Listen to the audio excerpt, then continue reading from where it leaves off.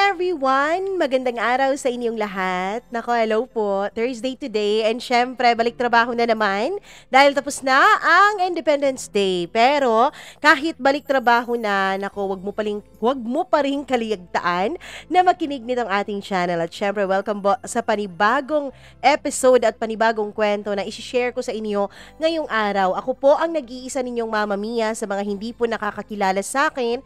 Sa mga bago po sa ating channel, ako po ang tagapaghatid ninyo ng kwento mula sa iba't ibang nating tagapakinig, mula sa iba't ibang panig ng mundo na pinapadala sa atin through email. At syempre, naway ang mga kwentong ito ay makapagbigay sa inyo ng inspirasyon, makapagbigay sa inyo ng lakas para patuloy na lumaban sa buhay, para patuloy na makipagsapalaran at syempre, para patuloy na maging masaya. Diba? Sa likod ng mga problema, sa likod ng mga trials, andito pa rin tayo lumalaban ng patas para sa ekonomiya ng Pilipinas. Char lang. Anyways, hello po sa lahat ng mga nakinig sa ating kwento kahapon. Thank you so much po. Medyo marami-raming comments po ang ating natanggap mula po sa inyo, ang ating mga nabasa. At syempre, hello kay Jude Kalma. Hi Jude, maraming salamat. Kalma ka lang dyan. Imelda Karaig, thank you so much sa iyong pakikinig. At syempre, Raisa, nako. Hello din kay Jess Journey, Reynaldo De Vera, Lorna Manza, maraming salamat.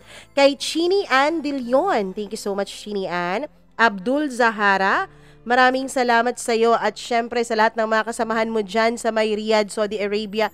Maraming salamat. Jackie Pajardo, thank you so much. Hello rin kay Jenaline Mendez na present daw sa ating kwento. Thank you so much, Jenaline. Hello din kay Marilo Sabalye. Maraming salamat sa iyo. Gloria from San Pedro, Laguna na always nakikinig. Gimaras Girl, Sally Buma. Hazel Cole. Oh, ang ganda naman ang name. Hazel Cole. Marlene Malacora. Maraming salamat. God bless you too. Marlene Polidario. Ayun, maraming Marlene na nakikinig sa atin ngayon. Iba't ibang apelyido. Hi kay Marlene Jacob. O, diba sabi ko sa inyo. Jeanette. Maraming salamat, Jeanette Ramos. Hello rin kay Geraldine Tejada.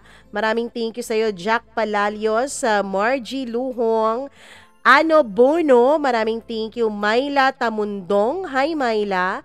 Maraming salamat. Hindi ko alam kung ikakatuwa ko na nakakaantok raw ang boses ko. Nakakantok ba? Ganon.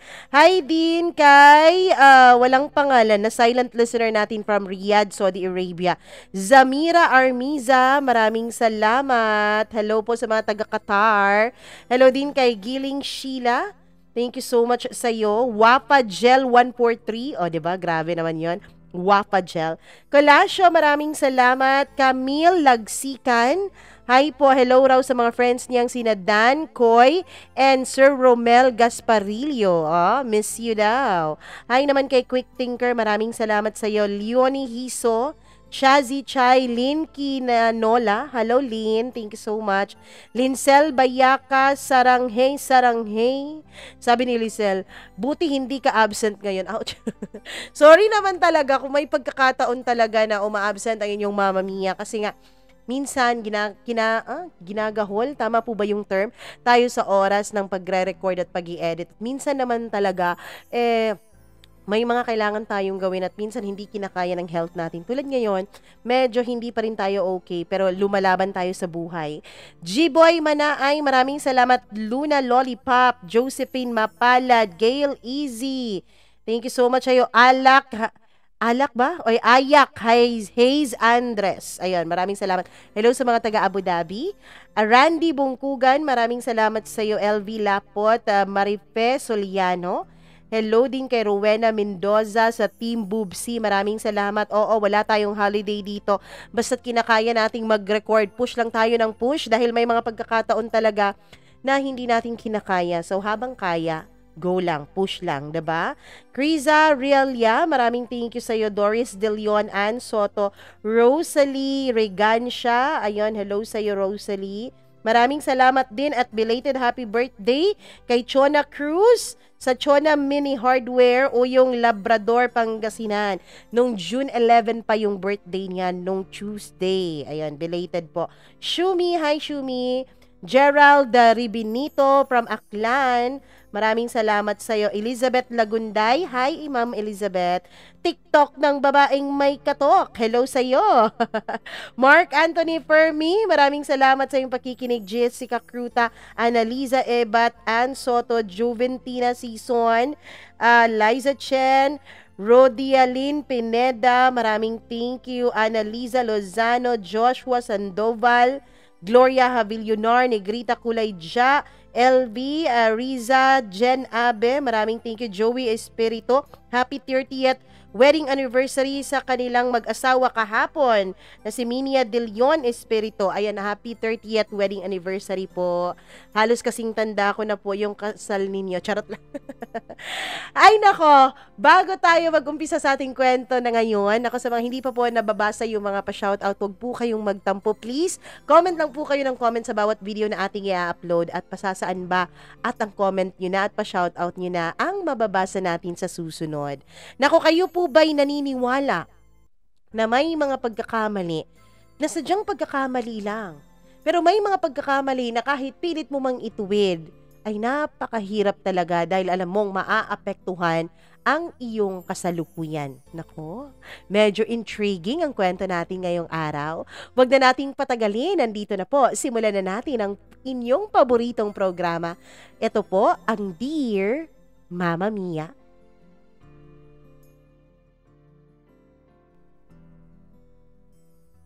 Maraming pagkakataon na tayo ay nagkakamali sa ating mga desisyon. Tao lang tayo. Wala tayong ibang masasabi at wala tayong ibang magagawa, lalo na kapag pinangunahan tayo ng ating emosyon at ng ating pangangailangan sa mga makamundong bagay. Dear Mama Mia, pasensya na po kayo kung medyo mahaba itong kwento ko. Pero bago ko simulan ang lahat, ay nais ko munang magpasalamat dahil isa po ang kwento ko sa mga napili ninyong i-ere sa inyong programa. Mama Mia, matagal-tagal na rin po akong taga-subaybay ng inyong program. Actually, kailanman ay hindi rin ako nakapag-comment sa inyo. Ayoko po kasi na malaman ng mga kasamahan ko sa trabaho na ako ay nakikinig sa inyo at baka magduda sila na mag-share ako ng aking karanasan. Mama Mia, ang sabi nila ay isa raw akong masikretong babae. Hindi pala sabi at hindi pala kwento ng mga pinagdaanan niya. Kalimitan kapag may salo-salo, may inuman at may kwentuhan, ako lang po ang tahimik at taimtim na nakikinig. Kapag meron silang mga topic na gustong pag-usapan, ay kinukuha pa talaga nila ang atensyon ko bago ako magsabi ng aking opinyon. Mama Mia, matagal-tagal pong practice ang ginawa ko para patahimikin ang sarili ko. Pero ang isa po sa pinaka naging practice ko ay ang madilim kong nakaraan. Ayoko po na magkamali ako at mas pluk ko sa iba ang mga nangyari sa buhay ko. Mga pangyayaring hindi ako proud. Mga pangyayaring pilit ko nang kinakalimutan, pero nung nakaraang buwan lang ay kusa ring nagparamdam sa akin ang multong ito. Ewan ko ba, hindi pa naman po undas pero nauuna nang magparamdam sa akin ang isang tao. Mama Mia, na sana ay hindi ko na lang nakilala. Ang isang tao na sana ay hindi na lang naging bahagi ng buhay ko. Mama Mia, tawagin niyo na lamang po ako sa pangalang Cheche. Oo, medyo pambata pong pangalan dahil inaayon ko lang po yan sa height ko. Malayo po ang Cheche sa tunay kong pangalan. Ayoko po talaga na malaman ng iba itong kwento ko. Ang gusto ko lang ay ikwento ito sa iba nang sa ganon ay medyo mabunutan naman ako ng tinik. At medyo mawala naman kahit papaano ang bigat na aking nararamdaman. Mama Mia, ang kwento pong ito ay simulan natin nung kabataan ko. Grade 3, hindi ko talaga malilimutan ang taon na ito. Dahil ang taon na ito ang bumago sa lahat sa buhay ko. 5 kaming magkakapatid, ako po ang panganay. Sunod-sunod po kami. Kaya naman, nung mga panahon na yon ay lahat kami nag-aaral na. Yung 2 ay nasa kinder, Yung dalawa naman ay grade 2 at grade 1 samantalang ako ay grade 3 noon. Mama Mia, pareho pong may trabaho ang mga magulang ko. Ang mama ko ay nagtatrabaho bilang isang office girl. Hindi ko alam noon kung ano exactly ang trabaho niya. Ang papa ko naman ay nagtatrabaho sa isang pabrika bilang supervisor. Masasabi mong medyo maalwa ng buhay namin. Hindi man masaganang masyado pero hindi rin naman kami nagugutom at hindi rin naman kami nagkukulang sa aming mga pangangailangan. Kaya naman Mama Mia, akala ko noon ay tuluyan ng magiging masaya ang buhay ng aming pamilya. Kaso nga lang isang sikreto ang nadiskubre ko.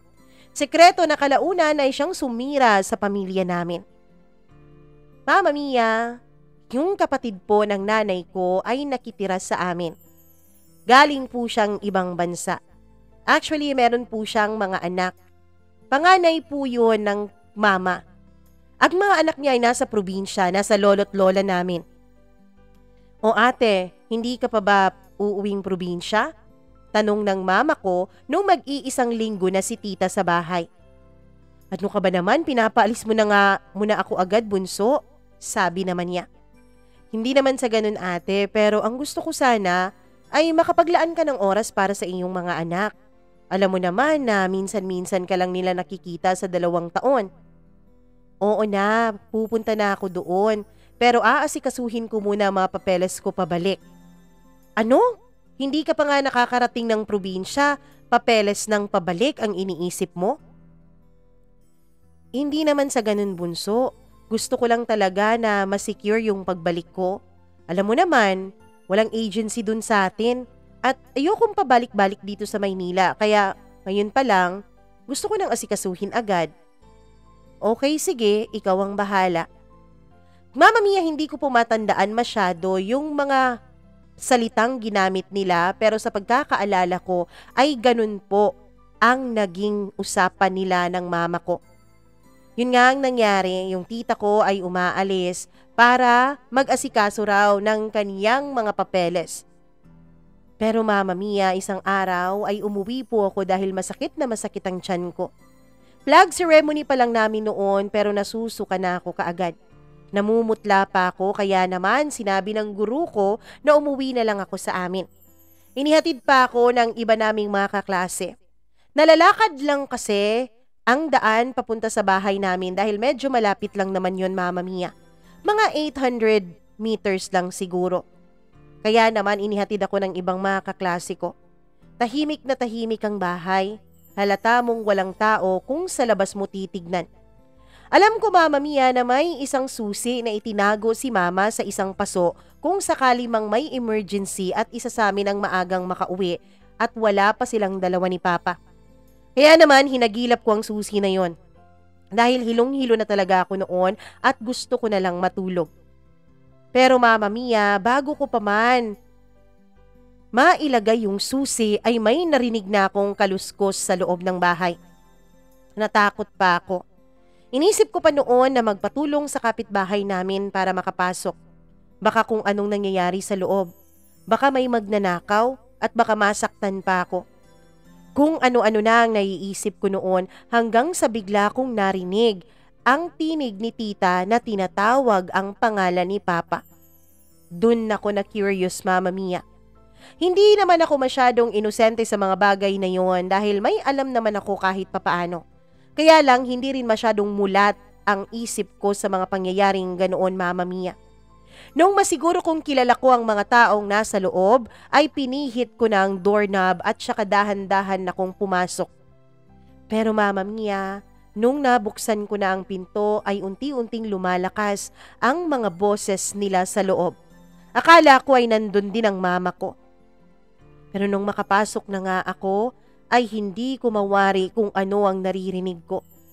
Parang mga ungol, pero hindi naman masakit na ungol. Sige pa, sige pa. Yan ang naririnig kong sabi ng tita. Ano bang sige pa, sige pa? Ano bang ibig niyang sabihin? Nagtataka na ako noon kaya naman sinundan ko na kung saan nanggagaling ang mga boses na yon. At dun nga sa kwarto ng mga magulang ko. Nung buksan ko yun, Mama Mia, ay kitang-kita ko na magkahubot-hubad ang katawan ng tita ko at ng papa ko habang nasa ibabaw sila ng kama ng aking mga magulang. Hindi ko alam kung anong naging reaksyon ng mukha ko noon. Isa lang talaga ang naaalala ko. Tumulo ang mga luha ko kahit hindi ko pa masyadong naiintindihan ang mga nangyayari. Gulat naman sila nung makita nila ako at agad nilang tinakpan ang kanilang hubad na mga katawan gamit ang kumot na yon. Tumakbo ako papalayo. Pilit nila akong hinahabol pero hindi nila ako nahabol kasi nga hubot-hubad sila. Mae-eskandalo ang buong kapitbahayan namin kapag nangyari yon. Mama Mia, nawala sa isip ko noon na masama ang pakiramdam ko. Nawala sa isip ko na masakit pala ang tiyan ko at namumutla ako. Takbo lang ako ng takbo nang hindi ko alam kung saan ako patutungo. Hanggang sa biglang nagdilim ang paligid ko. Nung magising ako, Mama Mia, ay nasa isang silid na ako na puting-puti. Tapos biglang may pumasok na nurse. "Oh, gising ka na pala." "Dok, gising na po." Pagkasabi niya noon ay dali-daling pumasok sa loob ang mga magulang ko. "Mama Mia, kinumusta ako ng mama ko. Buti daw at nakita ako ng kapitbahay naming driver na nakahandusay na raw ako sa kilid ng kalsada. Akala daw nila kung anong nangyari sa akin pero na-empacho lang pala ako," sabi ng doktor. "May nakain siguro akong hindi maganda." "San ka ba galing?" Sabi nung kapitbahay nating driver na ang pagkakahandusay mo mukhang galing ka sa bahay natin. "Bakit ka umalis doon?" tanong ng mama. Ako naman ay hindi makasagot dahil gulong-gulo pa ako sa mga nangyayari. Hanggang sa lumingon ako at nakita ko ang mukha ng papa ko at ng tita ko. Mama Mia, yung mga mukha nila ay hindi ko maipinta. Hindi ko alam kung anong gusto nilang sabihin sa akin pero may alam talaga ako na gusto nilang iparating sa akin. "Mama," tinawag ko ang mama ko. Biglang nataranta ang papa at siya agad ang lumapit sa akin. "Anong problema, anak? May kailangan ka ba? May gusto ka bang kainin?" tanong niya. "Oo nga, anak, anong kailangan mo?" "Teka ha, at lalabas muna ako. Aasikasuhin ko muna yung bill kasi makakauwi ka rin naman agad mamaya." Lumabas ang mama at naiwan si tita at ang papa ko. Doon, Mama Mia, ay kinausap nila ako. Binantaan ako ng papa ko na ako daw ang magiging dahilan kung bakit masisira ang pamilya namin kapag nalaman ng mama ko ang nakita ko. "Pero bakit niyo po yun ginawa?" tanong ko. "Anak, may mga pangangailangan ng papa na hindi na binibigay ng mama mo dahil sobrang busy niya sa trabaho." Hindi ko maintindihan noon ang mga sinasabi niya. Basta ang alam ko lang noon, Mama Mia, ay dapat akong manahimik kung gusto kong maging buo ulit ang pamilya namin. At yun nga ang ginawa ko. Hindi ako nagsabi sa mama ko kahit na ang totoo ay kating-kati na ang bibig kong sabihin sa kanya ang mga nakita ko. Mama Mia, pinilit ko na lang kinalimutan yon. Pero ang hindi ko alam ay nagbago pala ako mula nung masaksihan ko yon. Kung noon ay palangiti ako, palakaibigan, mula nung masaksihan ko ang nangyari sa tita at papa ko, ay hindi na po ako masyadong palakibo sa iba. Ang akala nga ng mga guru ko, Mama Mia, ay naapektuhan ako ng sakit ko. Ang akala nila ay yun ang epekto ng pagkakapasma ko at may kung ano pang sinabi ang doktor na kondisyon ko raw. Pero hindi naman daw malala. Hanggang sa lumipas ang mga araw at umuwi na nga ang tita ko. Pero Mama Mia, nung umuwi na ang tita ko, alam ko po na hindi po yun ang huli na may nangyayari sa kanila ng papa ko. Ilang beses ko pong naririnig sila tuwing gabi. Ewan ko ba kung bingi ang mama ko o kung mantika lang talaga siyang matulog kaya hindi siya nakakaramdam na may nangyayari sa kanyang paligid. Lumipas ang mga buwan na wala na ang tita ko at ang akala ko ay magiging maayos na kami. Hanggang sa isang araw ay bigla na lang hindi umuwi ang papa ko. Iyak nang iyak ang mama ko noon. Sabado noon, Mama Mia, kaya nandun kami lahat sa bahay. "Mama, may problema ba?" tanong ko. "Wala. Magluto na lang kayo dyan at aalis ako," sabi ng mama. Hindi ko alam kung saan siya nagpunta pero gabing-gabi na siya nung umuwi at medyo lasing. At nung lasing na siya Mama Mia ay dun niya na isabulalat ang lahat. Iniwanan na pala kami ng papa ko at sumama ito sa tita ko. Nag-abroad ang mga ito Mama Mia at hindi alam ng mama kung saan. Hindi lang pala papeles ng tita ko ang inaasikaso niya nung nandito siya sa amin kundi maging ang papeles ng papa ko. Ang alam ng mama ko ay magkasama na sila ngayon sa ibang bansa at magkasama rin sa kanilang pinagtatrabahuan. Mama Mia, tuluyan na nga kaming inabandona ng papa. Akala ko noon kapag nanahimik ako ay walang mangyayaring masama sa aming pamilya. Akala ko noon kapag nanahimik ako ay hindi masisira ang pamilyang aming binuo. Pamilyang akala ko ay masaya. Mula nga noon ay nagbago din ang mama. Workaholic na siya noon pero mas lalo siyang naging workaholic matapos mawala ang papa. Ang alam ko Mama Mia ay nagpapadala naman ang papa ko sa tita ko na kapatid niya para sa aming magkakapatid. Kaya hindi rin kami nahirapan sa aming pag-aaral. Lumipas ang mga taon hanggang sa maging college student na ako. Pero Mama Mia, dahil po walang mga magulang na gumagabay, high school pa lamang ako, ay medyo rebelde at pariwara na akong babae. Kung sino-sino na po ang nakakarelasyon ko. Kung sino-sino na po ang nakakasiping ko. Alam ko, masyado pang bata sa edad ko, Mama Mia. Oo, masyado pang bata. Pero wala naman akong naging pakialam nun. Maging mga magulang ko nga, walang pakialam, ako pa ba? Lumipas ang mga taon at naging college na ako, Mama Mia. Dito na nga nag-umpisa ang magulong buhay na pinasukan ko. Mama Mia, hindi ko alam kung anong nangyari. Para bang nagkaroon agad ako ng parang masasabi natin na curiosity sa mga bagay-bagay. First time ko pong magkaroon noon ng cellphone. Kahit naman may kaya ang pamilya namin, kailanman ay hindi kami binili ng mga luho, lalo na ni Mama. Kailangan daw naming magtipid, lalo pat mag-isa lang siyang tinataguyod kami. Mama Mia, nung nag-college na po ako, ay pumasok po ako sa pakikipagrelasyon ng hindi lang sa isang tao. Oo, naging cheater ako noon, Mama Mia. Masarap pala sa pakiramdam. Masarap sa pakiramdam kapag alam mong maraming nagkakagusto sa'yo. Maraming nagkakandara pa sa'yo. Marami ang gustong maikama ka. Kaya naman, lingid sa kaalaman ng iba kong boyfriend ay meron pa akong iba. 2 o 3 lalaki ang pinagsasabay kong sa pakikipagrelasyon. Ang style ko, Mama Mia, ay hindi po ako nakikipagrelasyon ng iisang campus lamang. Iba-iba po. Para hindi po ako mahuli. Yung isa, kapitbahay. Yung isa sa ibang campus. Yung isa naman, kaklase o schoolmate ko. Ganun ako noon, Mama Mia. Halos hindi nababakante ang aking buong linggo. Pero ewan ko ba, Mama Mia, ewan ko ba kahit na ganun ang nangyayari, kahit na hindi ako nababakante ay parang may kulang pa rin. Parang hindi pa rin ako masaya. Parang bored pa rin ako sa buhay ko.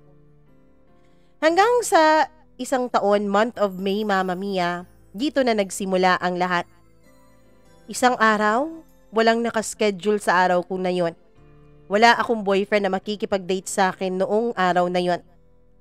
Nasa bahay lang ako, nakahiga, nagsuscroll ng aking Facebook.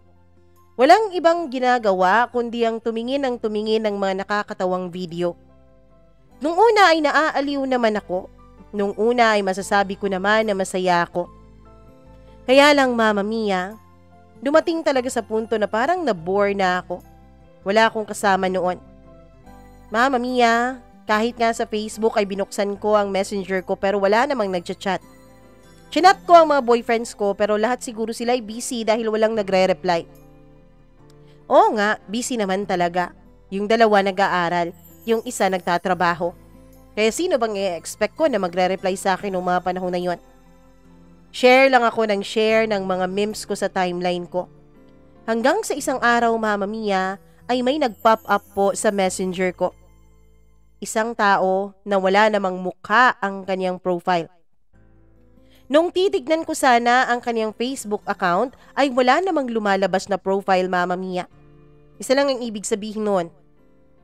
Either naka-private o talagang wala siyang Facebook account o naka-deactivate. Hi, sabi niya. Ako naman ay dahil wala naman akong ibang makausap noon ay nag-reply ako agad ng hello. Kumusta ka na? Tanong niya. Doon ay nagtaka ako, bakit nga ako kinakamusta? Kaya naman sinin ko lang siya, Mama Mia. Hindi ko na lang sinagot. Hanggang sa tumawag siya. Nung tumawag siya at sinagot ko, hindi ko alam kung anong nangyari pero bigla akong kinilig sa boses na narinig ko sa kabilang linya. Parang ang lalim-lalim ng boses na yon. Parang ang gwapo-gwapo niya.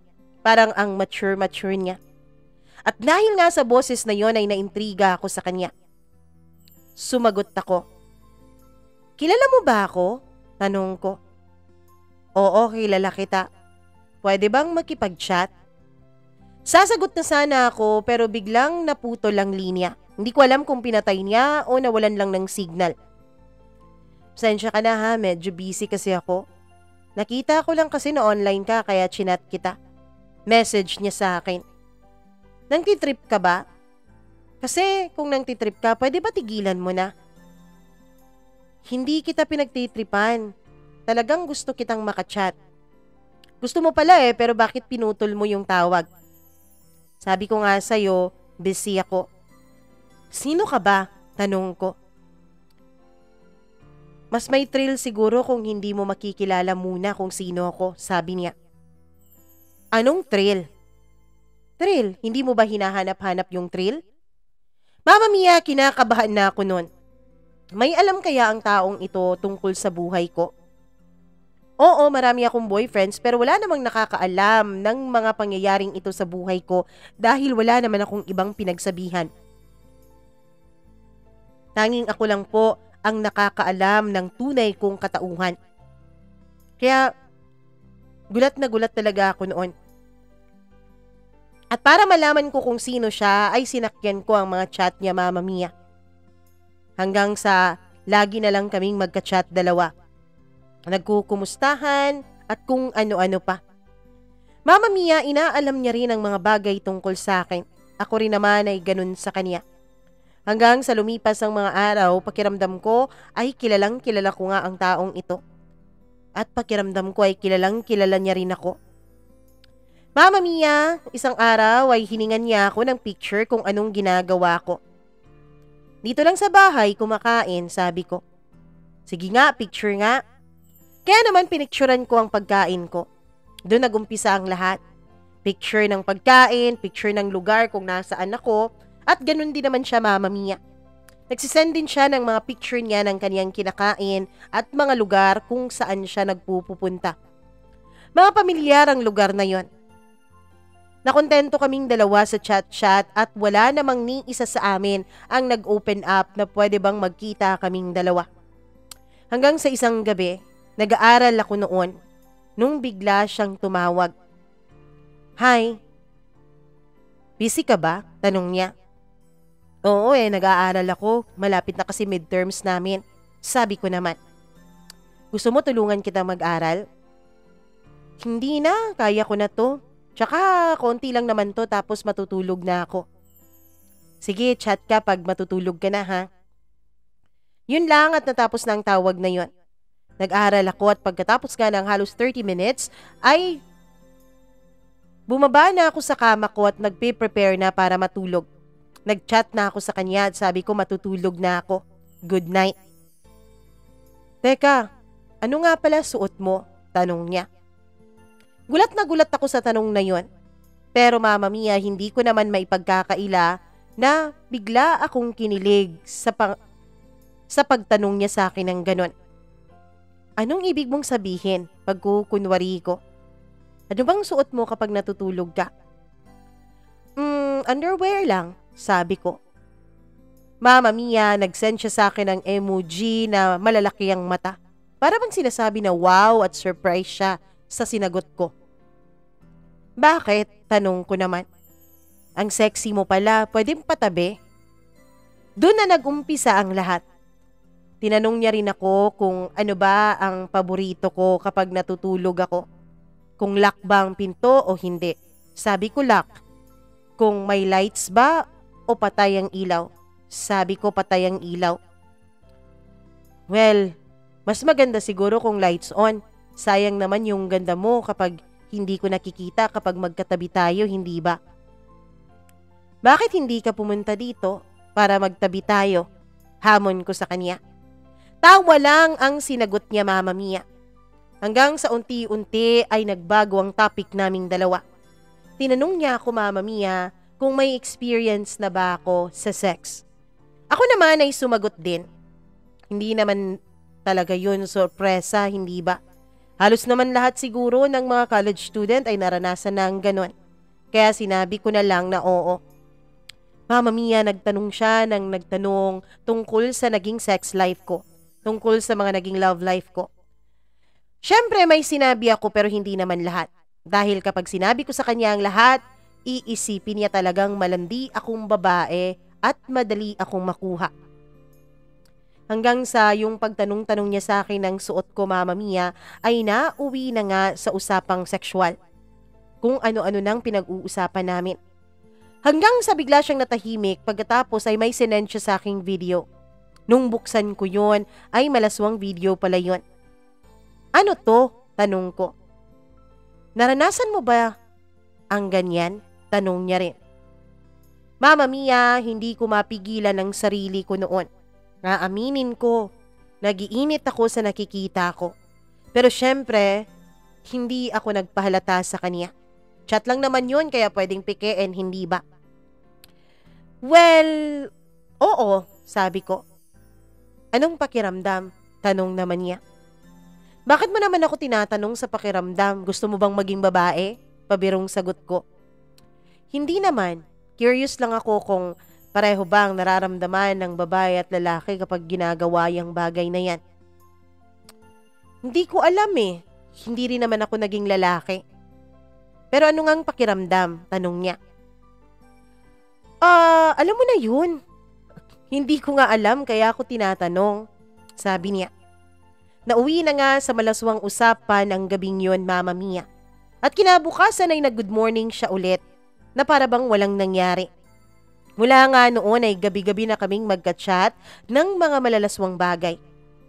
Nung una ay medyo naaasiwa ako pero habang tumatagal ay parang nati-turn on ako, Mama Mia. Ang totoo niyan ay mas marami pa akong oras na makipag-chat sa kanya kaysa sa makipagkita sa mga boyfriends ko. Hanggang sa naghiwalay na nga kami nung dalawa kong boyfriend at iisa na lang ang natira, yung dun sa kabilang campus. Mama Mia, gusto ko rin naman ng hiwalayan ng lalaking ito pero hindi siya pumapayag. Para bang mas nakikurious na ako sa ka-chatmate ko. Para bang sinasabi ko sa sarili ko, Mama Mia, na mas gusto ko na ito. Ang totoo niyan, Mama Mia, dahil sa ka-chatmate ko ay nasubukan kong magpaligaya ng sarili. Oo, dati na akong malandi pero kahit kailan ay hindi ko naman nasubukang magpaligaya ng sarili ko. Pero iba ang dating sa akin at iba ang epekto sa akin ng mga chat naming dalawa.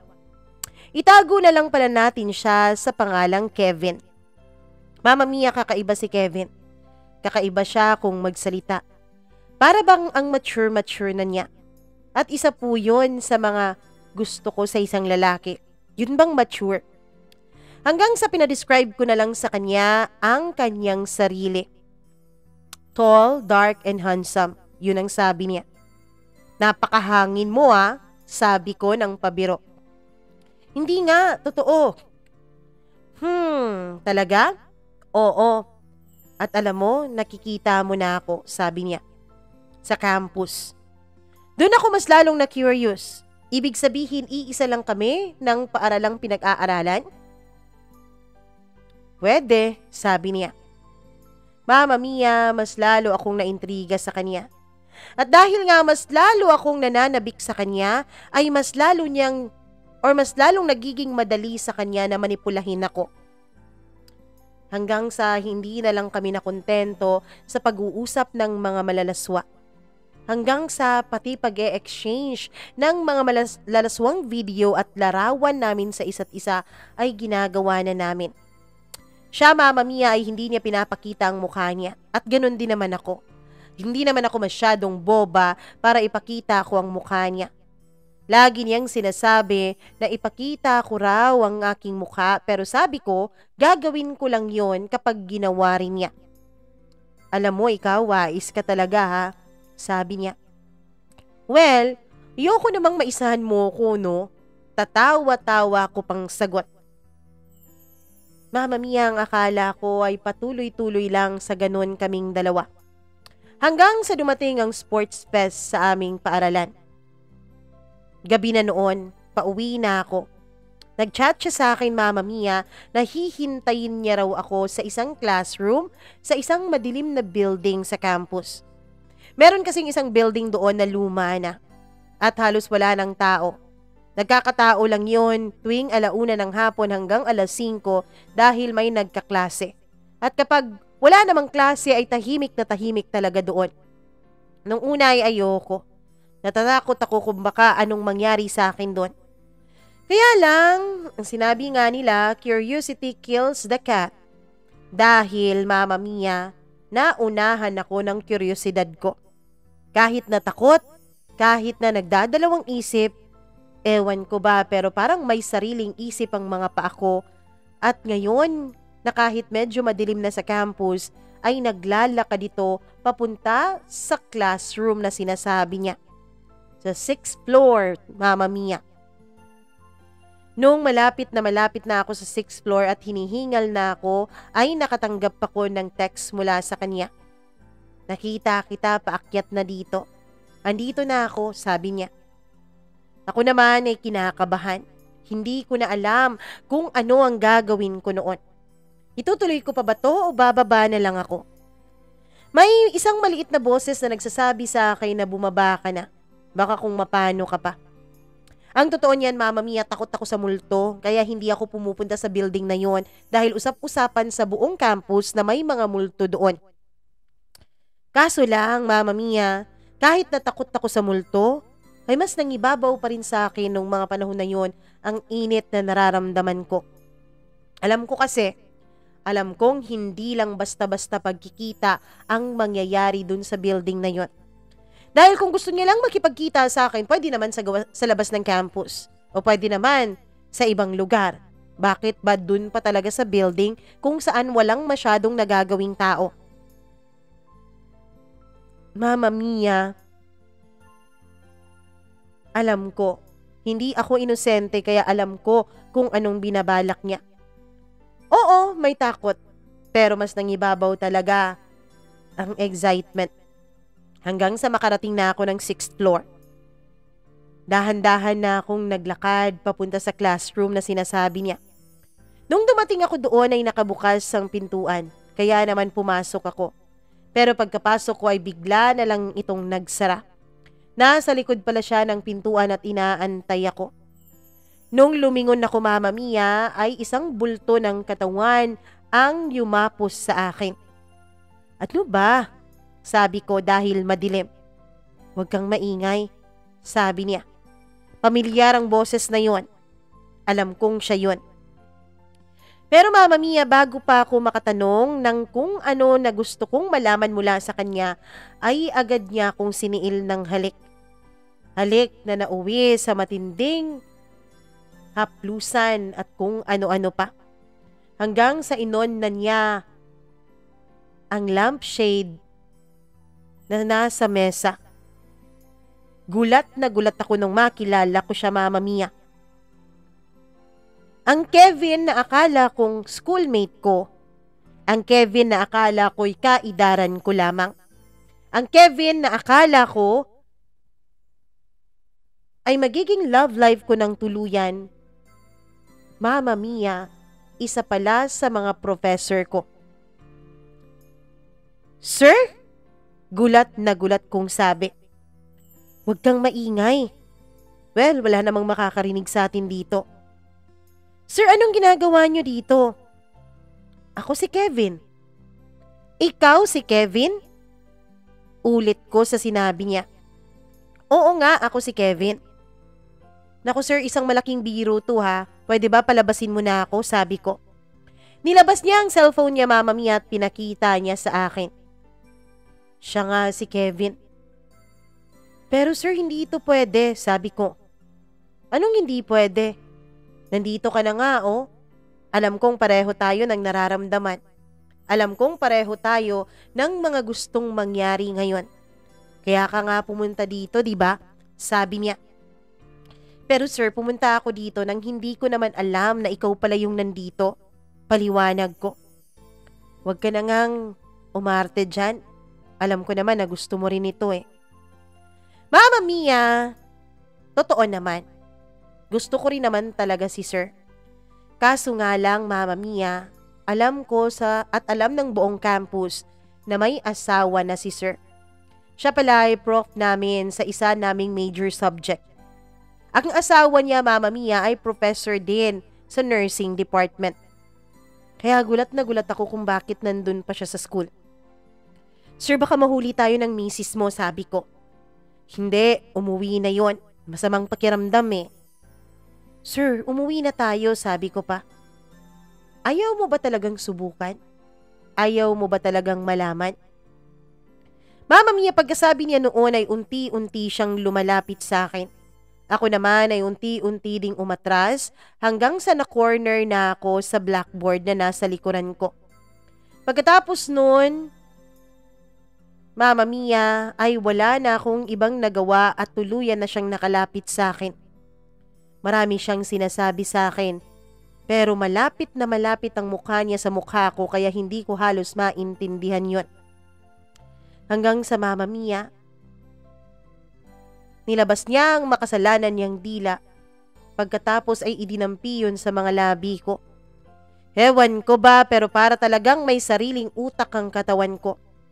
Ako naman ay unti-unting binukaka ang bibig ko at binigyang laya ang pagpasok ng dila niya sa labi ko. At dun nga, Mama Mia, ay tuluyan na rin akong nadarang. Dun nga ay tuluyan na rin na may nangyari sa aming dalawa ng ka-chatmate kong si Kevin, aka professor ko pala. Mama Mia, ang tagal namin. Ang tagal ng naging pagniniig namin. Ewan ko kung ganun ba talaga kapag medyo may edad o mature na ang nakakasama mo sa kama. Yung mga kaidaran ko kasi ay walang panama kay Kevin pagdating sa performance. Yung mga kaidaran ko, kahit na ang babata pa, hindi naman ako nasasatisfy. Para bang mas inuuna lang nila ang kanilang satisfaction. Kaya wala na akong naging pakinon. Nung may mangyari sa amin ni Kevin ay nakalimutan ko na kung anong pakiramdam nung iba kong mga nakaniig dati. Ang tagal-tagal naming natapos. At nung natapos na kami, pagtingin ko sa baba ay madilim na ang paaralan. Ang tanging ilaw lamang ay dun sa may guardhouse. Kaya alam ko sarado na ang paaralan, Mama Mia. Sarado na ang campus. Paano tayo makakauwi nito? Sabi ko habang nagbibihis. Bakit tayo uuwi? Tanong naman niya. Ano? Dito tayo matutulog? Malamok dito eh. Hindi naman tayo lalamukin. At teka nga, bakit ka ba nagbibihis? Tapos ka na ba? Hina mo pala eh, sabi niya. Tumawa ako noon. Ako mahina? Di mo yata ako kilala. Nagbibihis ka na. Biro niya ulit. Kasi akala ko po uuwi na tayo. Hindi tayo uuwi.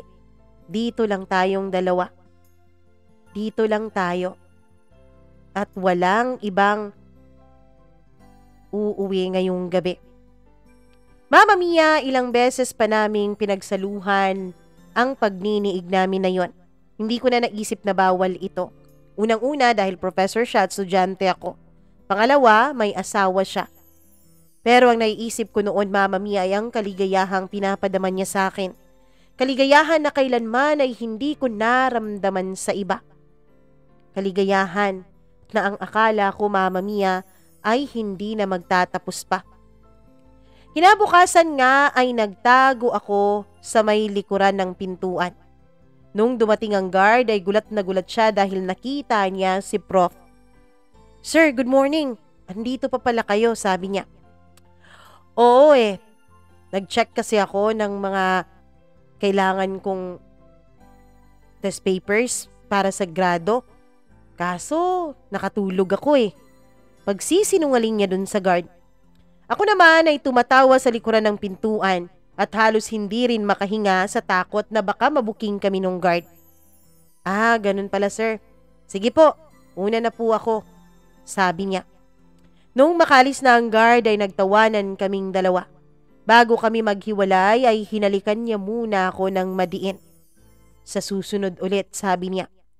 Ako naman, Mama Mia, inantay kong marami ng estudyante ang makapasok. At nung marami na ay doon ako nagkunwaring lumabas. Umuwi ako ng bahay at naligo pagkatapos ay bumalik ng eskwela. Pagdating ko ay subject na niya. Nung makapasok ako sa loob ng paaralan ay kakaiba na ang tingin niya sa akin. Chinat ko pa siya at sinabi ko na huwag siyang masyadong pahalata dahil kapag ganon ay baka marami ang marami ang makabuking sa amin at baka mabulabog pa kaming lahat pagkatapos baka maiskandalo pa siya. Mama Mia, tumawa naman siya. Nang sabi niya wag daw akong mag-alala dahil maingat naman daw siya. Ewan ko ba, Mama Mia, pero dun nagsimula ang mga exciting moments ng buhay ko.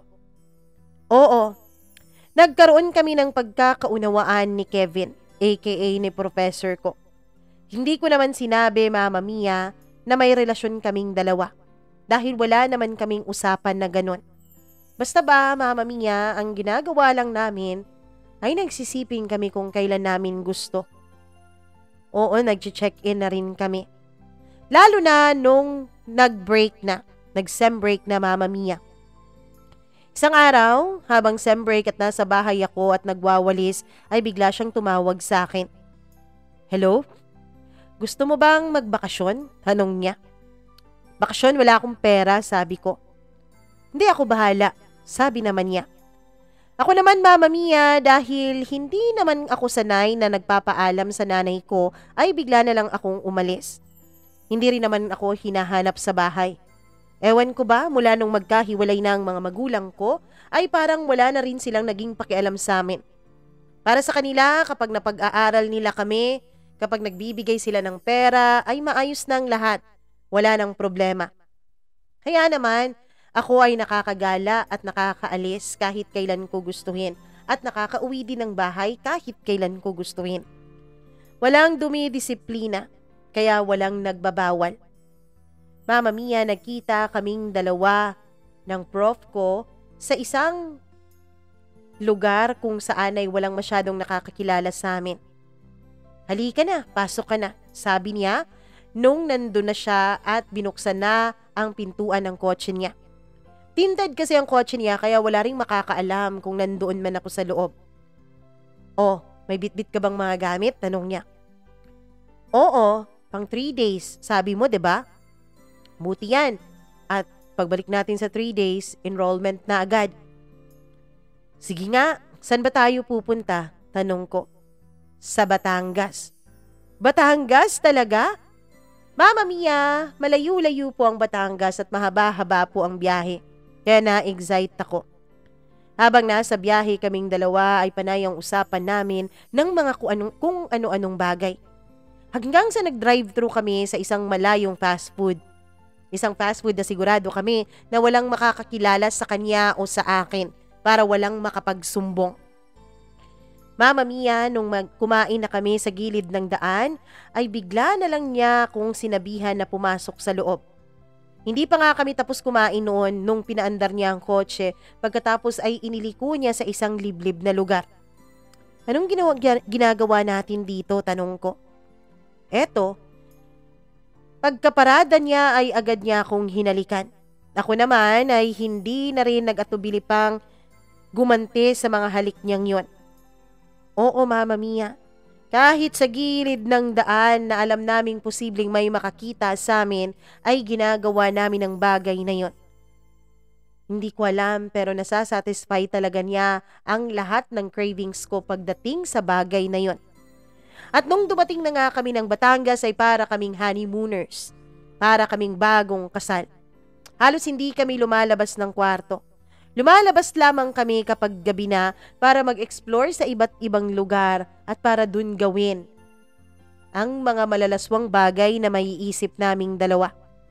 Compatible kaming dalawa ni Kevin, aka ng professor ko.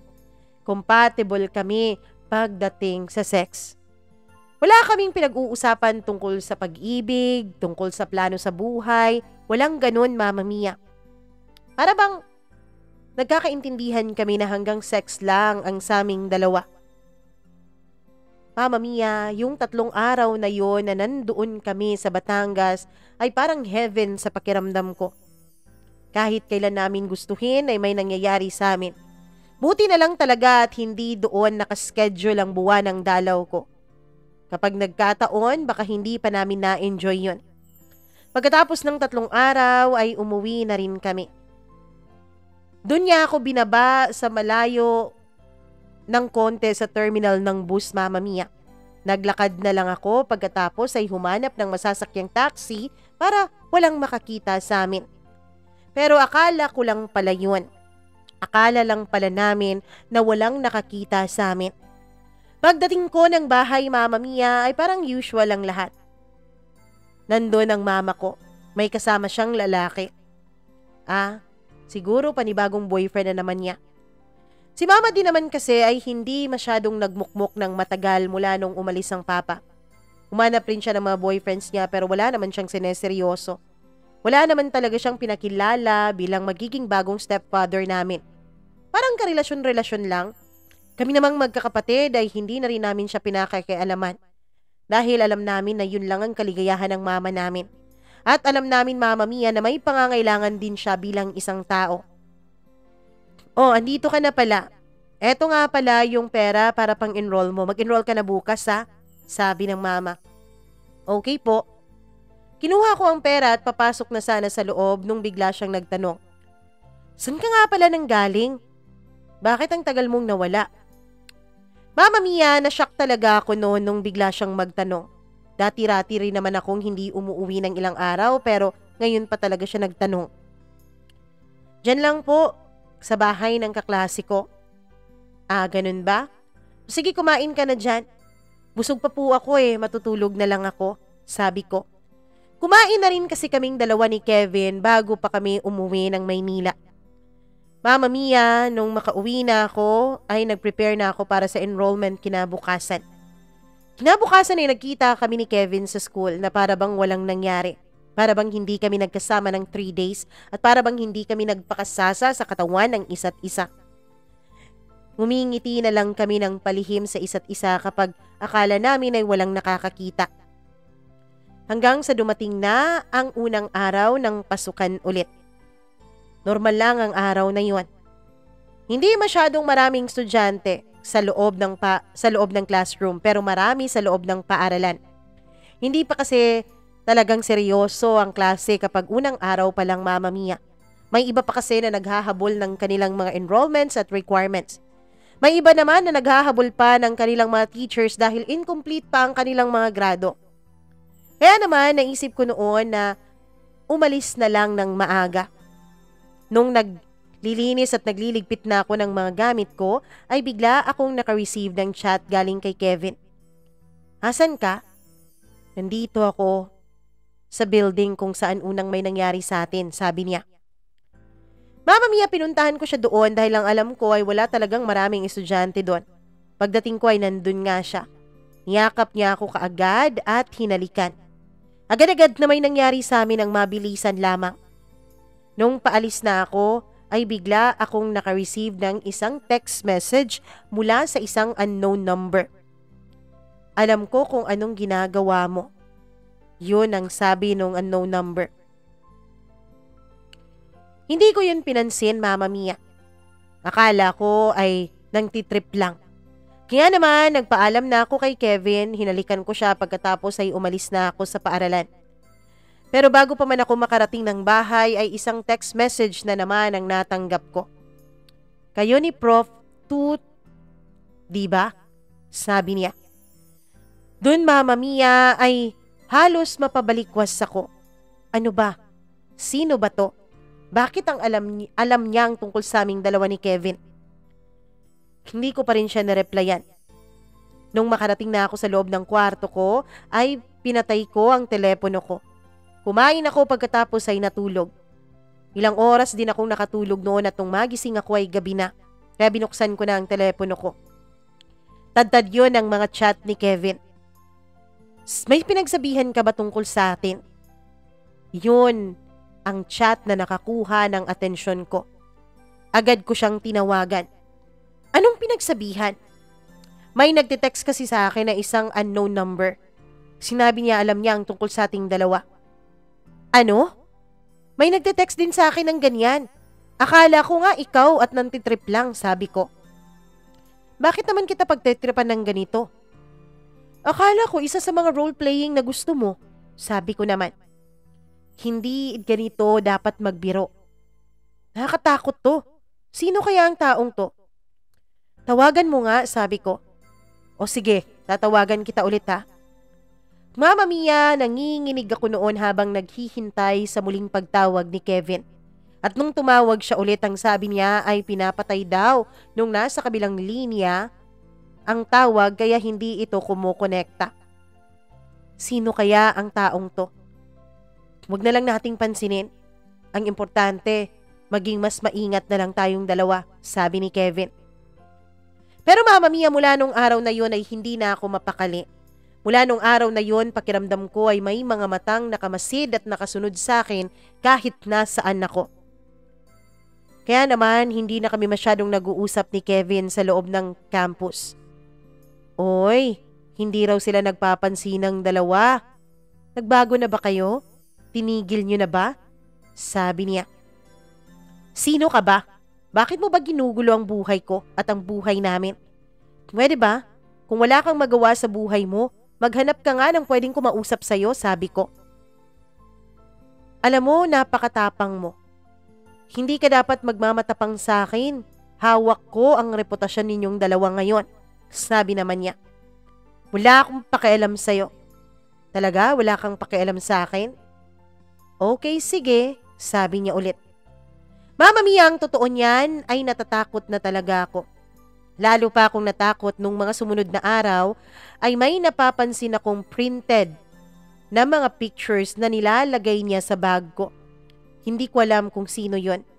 Basta ang alam ko, Mama Mia, kapag iniiwan ko ang gamit ko at pumapasok ako ng banyo o kahit saan ako nagpupunta, pagbalik ko, pagbukas ko ng bag ko, ay may mga printed pictures na naming dalawa ni Kevin na hindi ko alam kung saan niya nakuha.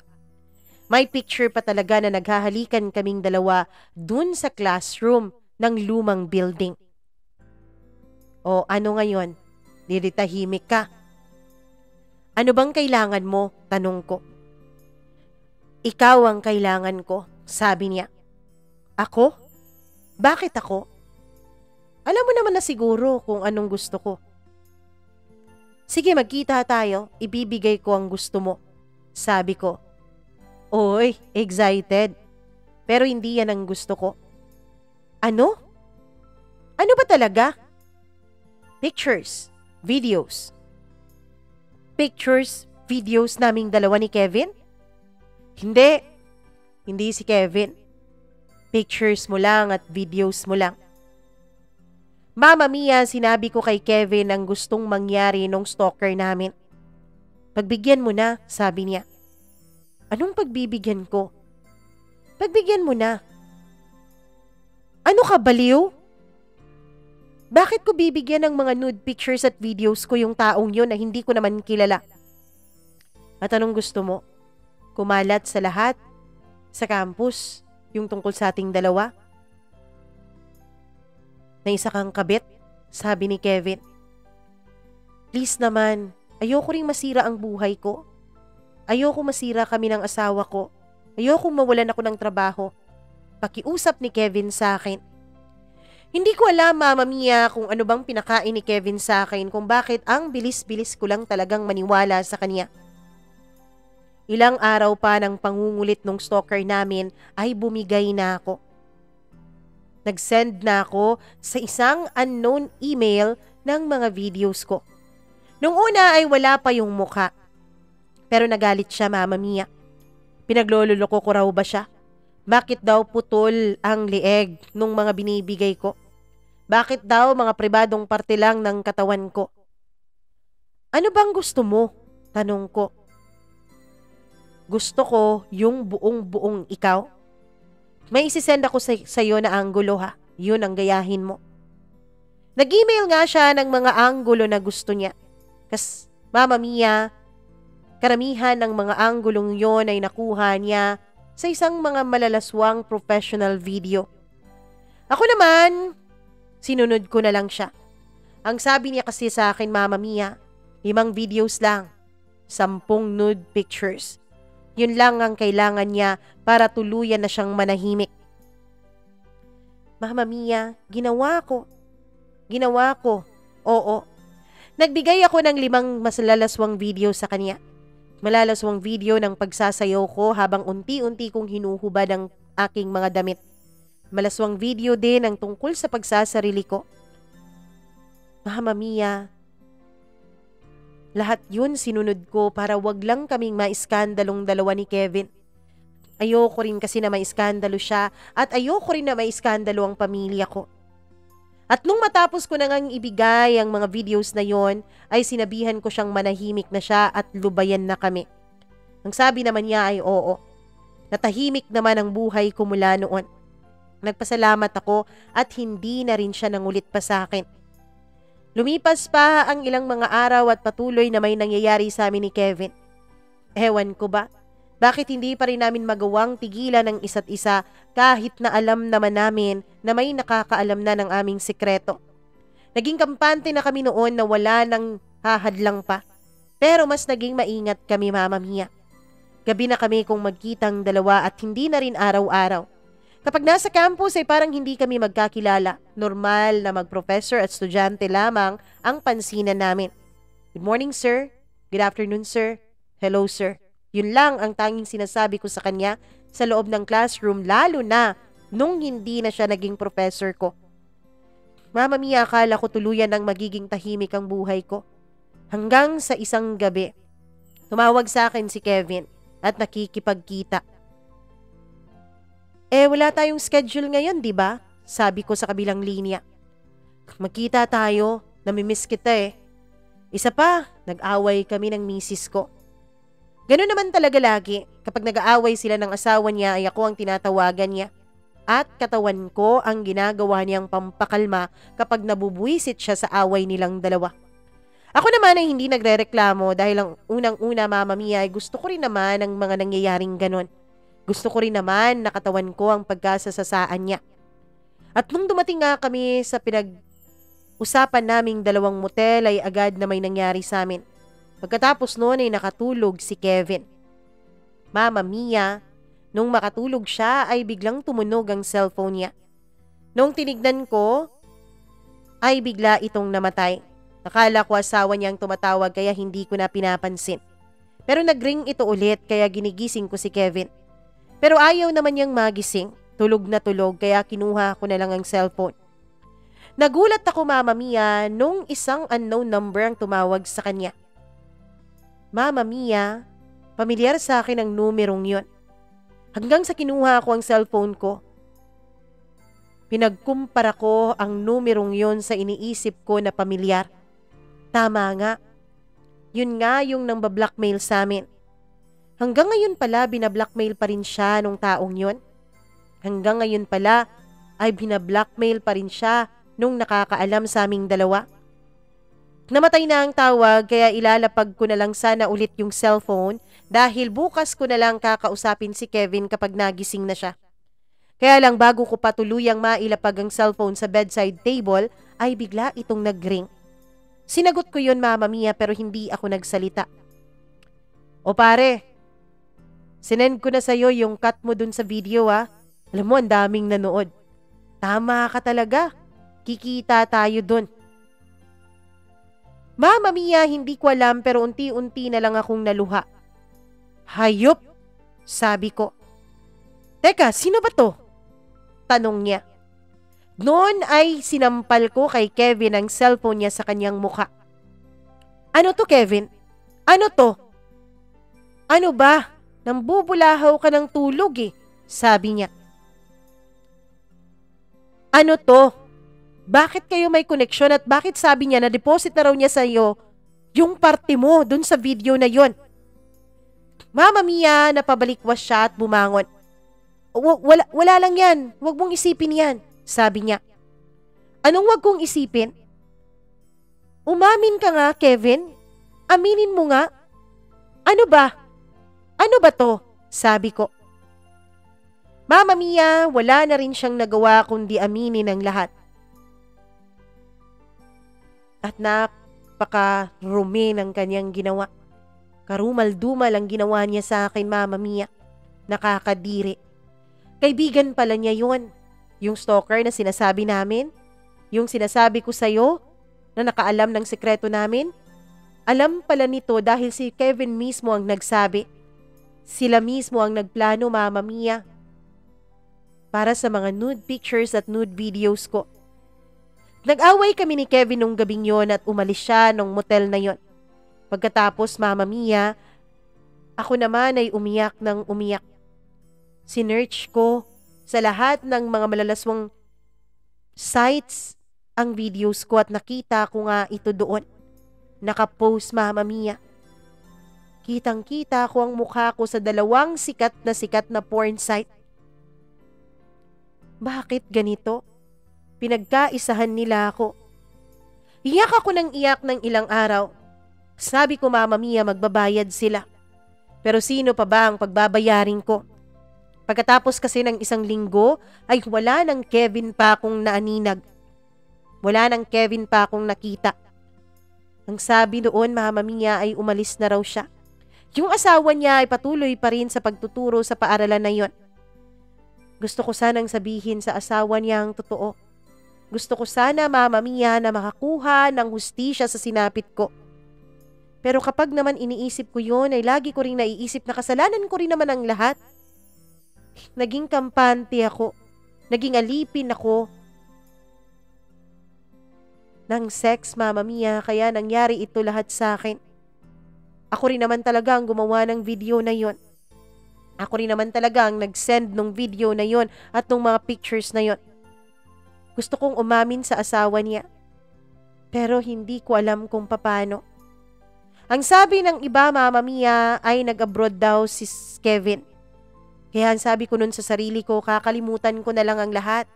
Ibabaon ko na lang sa limot lahat ng nangyari. Siguro naman darating din ang panahon na magiging okay ulit ako. Pero Mama Mia, hindi yun nangyari. Hindi yun nangyari. Dahil kahit pilit ko yung kinakalimutan, hanggang sa graduate na ako at magkatrabaho na ako, may mga gabi pa rin na binabangungot ako ng mga pangyayari. May mga gabi pa rin na binabalikan ako ng lahat ng sakit na dinulot sa akin ng panluloko ni Kevin sa akin. Hanggang sa lumipas ang mga taon, unti-unti, Mama Mia, akala ko ay magiging maayos na ako. Unti-unti akala ko ay makaka-move on na ako. Kaya lang, Mama Mia, January lang this year, nung magkita kaming dalawa ni Kevin sa isang mall, kasama niya ang asawa niya. Ayoko naman sana talagang pansinin siya dahil una ko siyang nakita.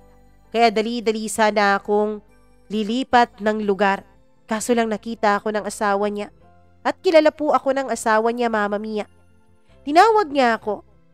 Pagkatapos ay nag-usap kami. Si Kevin naman ay uneasy. At nung makauwi na ako ng bahay ay nakatanggap ako ng message request sa Facebook ko. Si Kevin yon. Nangangamusta, Mama Mia. Ayos na raw ba ako? Naka-move on na raw ba ako? Sabi pa niya, Mama Mia, kung gusto ko raw bang mag-catch up kaming dalawa. Napakawalang hiya talaga. At nung nagbalik na nga si Kevin sa Pilipinas ay nagbalik din lahat ng bangungot na nararamdaman ko. Hanggang ngayon, Mama Mia, ay wala pa rin nakakaalam ng lahat ng pinagdaanan kong ito kundi ako lamang. Hanggang ngayon din ay hindi pa rin ako pumapasok sa isang relasyon. Natatakot kasi ako. Natatakot ako, Mama Mia, na baka kapag nalaman ng karelasyon ko ang mga pinagdaanan ko ay hindi niya ako matatanggap. Natatakot ako, Mama Mia, na yung nakaraan ko ay mumultuhin maging ang kinabukasan ko. Lagi na akong pinipilit ngayon ng mga kapatid ko na dapat daw ay mag-asawa na ako dahil nauna na silang lahat sa akin. Pero sabi ko hindi pa ako handa. Kaya lang, Mama Mia, hindi ko alam kung magiging handa ba ako. Mama Mia, shinare ko po itong kwento kong ito para po kapulutan ng aral lalo na ng mga kabataan. Huwag basta-basta magtiwala sa iba. Huwag basta-basta ipagkakatiwala ang puso at syempre lalong-lalo na ang katawan mo sa ibang tao. Pangalagaan mo ang katawan mo lalo na kung babae ka. Hanggang dito na lang po, Mama Mia, at maraming salamat po sa inyong programa.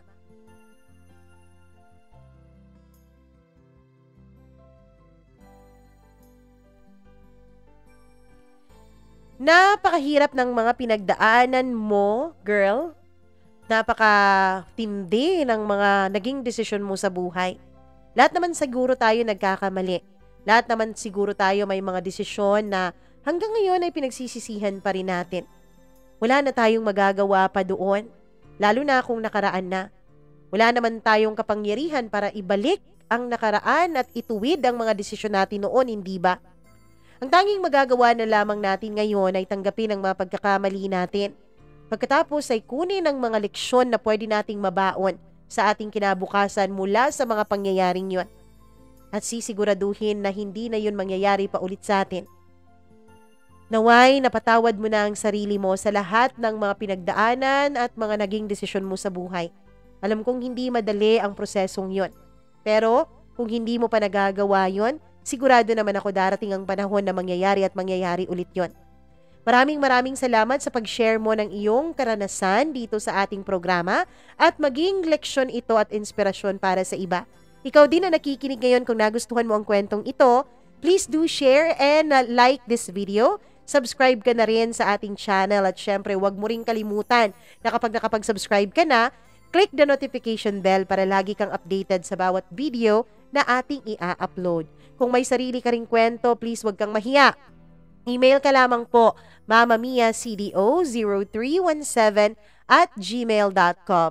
Marami na po tayong mga kwentong na i-upload. Sana po suportahan nyo yon. Sana po pakinggan nyo yung mga kwento na hindi nyo pa po napapakinggan. At syempre, meron na tayong isang vlog dyan sa baba at panoorin nyo naman at suportahan nyo naman ang pagiging vloggerist era ko na ngayong mga panahon na ito.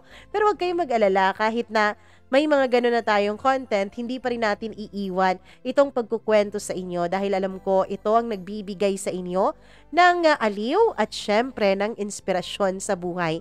Maraming salamat po sa inyo ulit. Ako po ang nag-iisa ninyong Mama Mia. Magandang araw po sa inyong lahat.